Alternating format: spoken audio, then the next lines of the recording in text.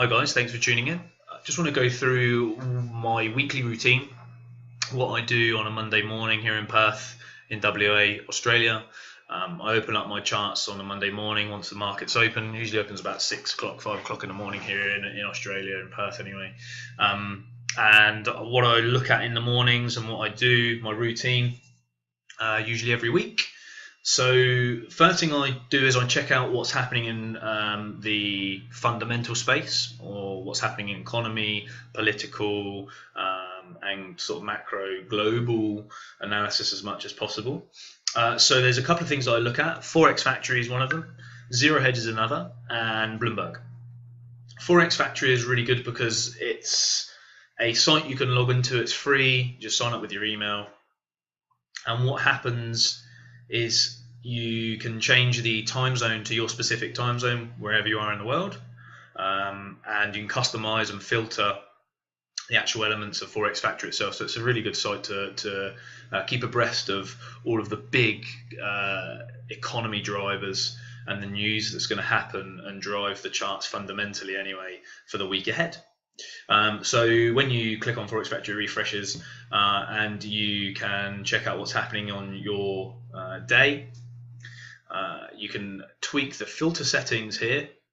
I have it on medium impact and high impact.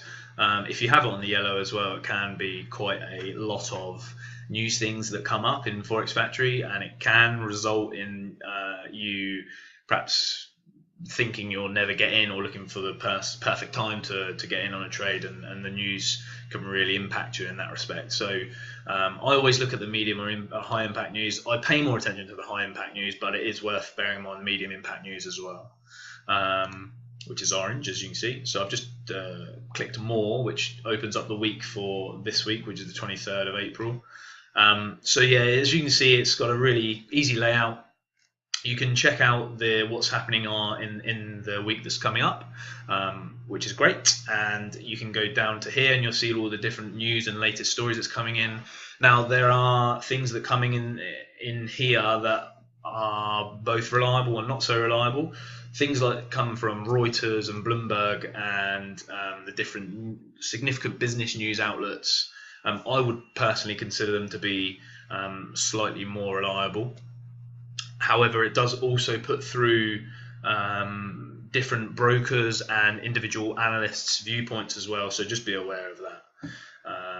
And then down here, it actually has a really useful thing when you first start, when you're getting used to different time zones of trading, because Forex is 24/5.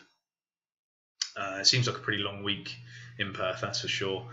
Starts very early Monday and then finishes the middle of Saturday afternoon, pretty much, sort of 12, 1 o'clock in the afternoon.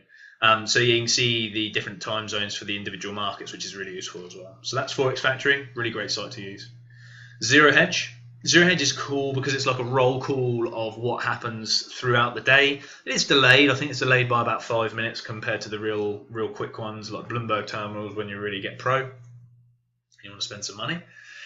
And Zero Hedge is good because it gives you this EU morning call. Now, in Asia, or it's certainly this side of the world in Australia, you are up before obviously the EU and the US. So you will always be abreast of what's happening news-wise, especially if you're looking at Bloomberg and Bloomberg's YouTube channel.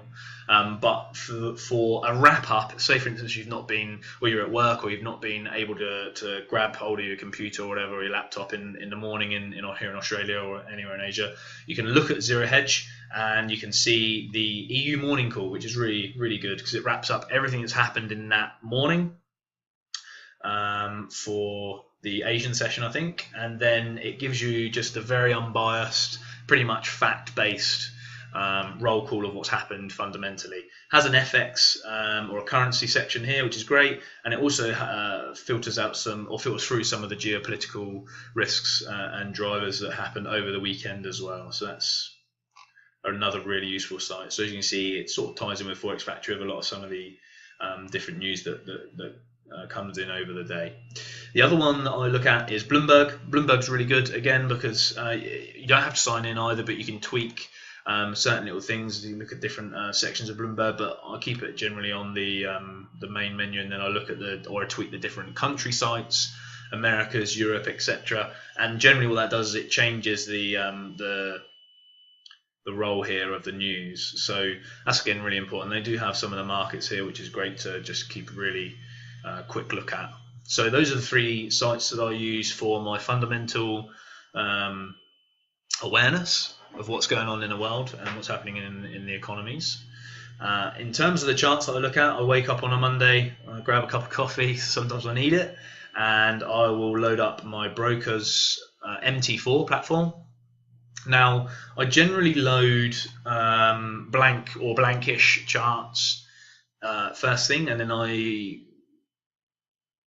usually put support and resistance lines in, or I tweak them. So generally what happens when you learn to trade, you identify zones of support and resistance on charts, and you put lines in so you're aware of if it goes up to that area it could bounce or it could break through, and then you wait for a pullback or whatever your system says. So this is what my charts look like pretty much all the time on this particular profile of my MT4. So some of these lines are new and some of them are old. Now the red ones are mine, and the blue and green ones are from Forex Mentor Pro.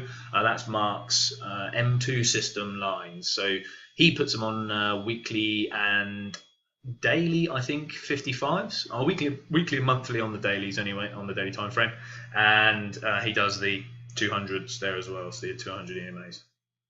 You have to bear in mind that I generally put my lines on a 4-hour or mainly on a daily time frame, because they tend to be the more reliable, for me anyway, candles that I can identify major zones on. And I know if I've put them on a daily and a 4-hour, and you can obviously put them on different visualizations on the different time frames, but they'll always be there. So if you're on a 1-hour time frame, you're looking for a shorter trade, and you're looking for your 50, 60, 100 pips, whatever you're looking for, you'll know that the line that it's approaching you've put on a daily basis, or a daily time frame, so that you know that's going to be a fairly decent area to look out for.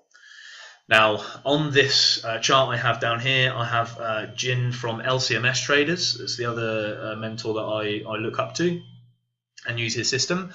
He uses a sped up MACD, so it's customized for his traders and his trading system, and I'll go through in more detail what kind of that goes through on another video. But I look mainly at the actual blank charts themselves, and I look at the support and resistance zones, and I tweak if I need to, and I just keep abreast of what's going on with the MACD. So quite often looking out for MACD divergence, which I'll go through most likely on my weekly analysis videos. Now, on my other profile broker that I've loaded, I look at the Earth and Sky system, which is Forex Mentor Pro Pierre's system.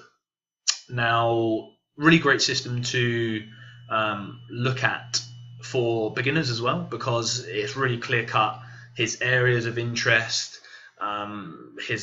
It looks busy, but once you go through his education section, you can quickly identify where you would like to trade in the week as well. So that's another thing that I use. Now there's 2 MACDs on here.